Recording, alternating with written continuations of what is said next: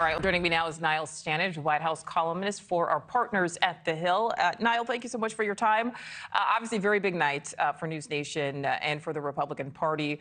A few months ago, Ramaswamy really seemed to be the darling of this race, with all eyes on his campaign. He'll be on the stage tonight. Just talk about what seems to have derailed his popularity. I think the primary thing that has derailed it has been his performance in some of the debates. Yes, his fans would say, yes, he's confident, he's fresh, but to a lot of people, he seems kind of aggravating, quite frankly. And I think the kind of blast that he made against Nikki Haley's daughter at the last debate was the single most memorable moment in that debate, and a negative one for Mr. Ramaswamy. For those who didn't see it, he attacked Nikki Haley's daughter for using TikTok after Nikki Haley had criticized him in terms of the security issues around TikTok and its Chinese ownership. So that kind of thing, I think, became more emblematic of the worries that people have about his candidacy.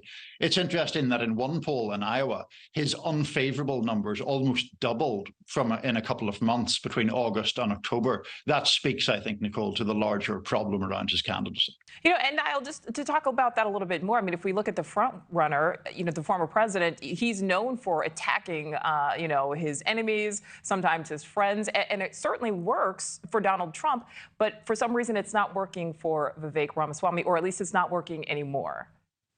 Yeah, that's right. I think in that sense, former President Trump is the exception. And the rule is that generally, if you're particularly personally aggressive or combative, it can often backfire. We've seen that in campaigns going back a very, very long time in both parties, where one or two candidates clash in very personal, antagonistic terms with each other, and voters are turned off and someone else comes through the middle.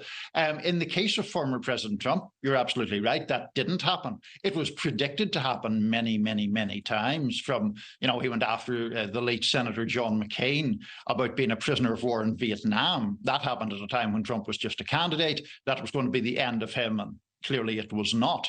But Vivek Ramaswamy does not appear to be an exception to that rule, where personal attacks or personal invective tend to weigh the candidate himself down. Yeah, and Nichole, what do the candidates need to do to stand out tonight? Do you think we will see a lot of these personal attacks on each other, or possibly, piling onto the former president, Donald Trump? It'll be really fascinating to see how much reference is made to former President Trump. And certainly Nikki Haley's people expect there to be a target on her back going into this debate. And that's because she's been rising in the polls. She seems to be on the cusp of supplanting Florida Governor Ron DeSantis for second place. And everyone on that stage has an interest in trying to take her down a little bit. Having said that, one of the reasons she's in that position in the first place is because her debate performances have been very strong. She's been the standout performer in each of the debates so far. So she's very capable of handling herself in a debate. All right, Nichole, we know that there are right now 4 lecterns set up on that stage. One of the moderators, Megyn Kelly, has requested Trump show up tonight. Do you think there's any chance that a 5th lectern will be brought out, and for some reason, Donald Trump does end up showing up? I don't want to say the chances are 0, and people should clearly tune in and watch whatever happens, but I don't have any indication that former President Trump will show up. People in his circle who I spoke to have indicated that he won't. The Republican National Committee named only the 4 candidates who we're all aware of as the participants in this debate.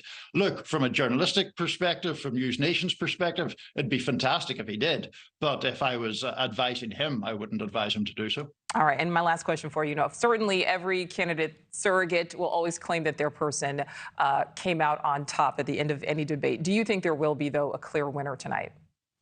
There could be a clear loser, and that can be just as important. One of the things that we miss out sometimes when we're discussing debates is that it's often gaffes rather than zingers that are the most memorable thing. Those are by their nature impossible to predict.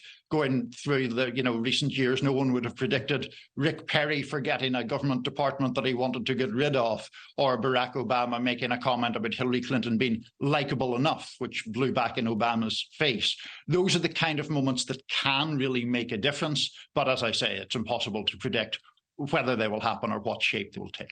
Thank you for watching. Go to newsnationnow.com to find News Nation on your television provider. And don't forget to click the red subscribe button below to get more of News Nation's fact-driven, unbiased coverage.